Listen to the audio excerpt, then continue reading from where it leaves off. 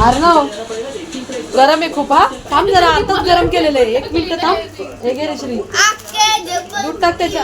अरे 2 मिनिटं थांब ना, लय गरम आहे. थंड होऊ दे मग. एक रे ऐकलं का, थोडं थंड होऊ दे. काहीतरी बनवते आता. आता शाळा चालू आहे ना पोरांची, तर 2 महिने सुट्टी होती. आता शाळा चालू होणार आहे पोरांची, तर पोरांची मजा झालेली. एवढ्या दिवस सुट्टी भेटलेली. आता मग परत आपली ड्युटी चालू झालेली. सकाळी लवकर उठायचं, डबा. आता एवढा दिवस आराम केला थोडासा, थोडं उशिरा उठत होते पोरांची शाळा नव्हती म्हणून. पण आता लवकरच उठायला लागणार आहे थोडंसं. कसं आहे, आता जूनमध्ये पाऊस पण असतो. पावसामध्ये मस्त झोप लागते, पण शाळा असते. पण आता उन्हाळ्यामध्ये झोपायला टाईम भेटतो, पण झोप लागत नाही, कारण का ऊन असते. एवढं ऊन येते की लगेच असं वाटतं उठून बसावं. तर माझं काम तर सगळं झालेलं आहे. आणि आता मी काहीतरी बनवते थोडंसं. चहा पिते पहिले. चहा तर पहिले लागतो, कारण सकाळी उठलं की पहिले चहा लागतो. दात घासायचे, तोंड धुवायचं आणि तसंच चहा प्यायचा. आणि नंतर मग आंघोळ केल्यावरती मग चहा प्यायचा. हे सवय लागलेली आहे, त्याच्यामुळं ती काही सुटत नाही आहे. पण थोडासा तर चहा पाहिजेलच. चहा बिना हे नसतं.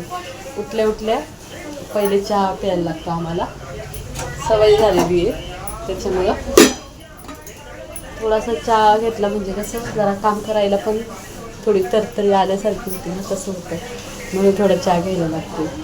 या पोरांच्या ह्याच्यामध्ये खूपच टाईम कुठं जातं निघून कळतच नाही.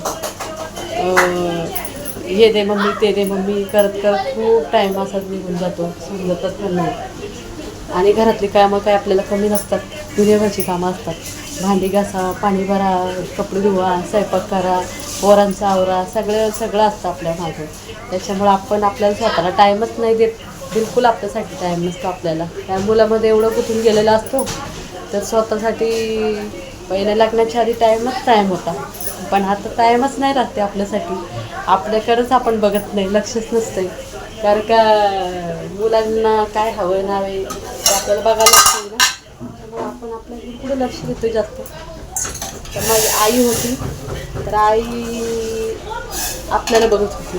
तिच्याकडे तिला टाईम नव्हता तिला द्यायला स्वतः. आता आपण आई झालो आहे, तर आपल्याला कळतंय की मुलांकडं आपलं कसं टाईम द्यायला लागतो, कसं लक्ष द्यायला लागतं, सगळं बघायला लागतं. आई झाल्यावरच आईचं महत्त्व समजतं आपल्याला. त्याच्याशिवाय आपल्याला काहीच समजत नाही, बरोबर की नाही. जेव्हा मी आई झाले, पोरं झाली, त्यावेळेसच मला कळलं आई हा शब्द किती मोठा असतो आणि किती ह्याचा असतो. पण ठीक आहे, आपण आईला कधी म्हणजे उलटा पालटा कधी बोललो किंवा काय असं कधी नाही. समजूनच घेत होतो आम्ही आमच्या आईला. कारण का आम्ही आमची आई एवढं कष्ट करत होती ते बघत होतो. त्याच्यामुळं कधी कोणत्या गोष्टीवर असत पण नव्हतं. काय भेटलं नाही भेटलं असं काहीच नव्हतं. पण आजकाल असं नाही ना.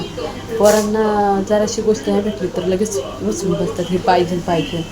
तसं आम्ही पहिले नव्हतो.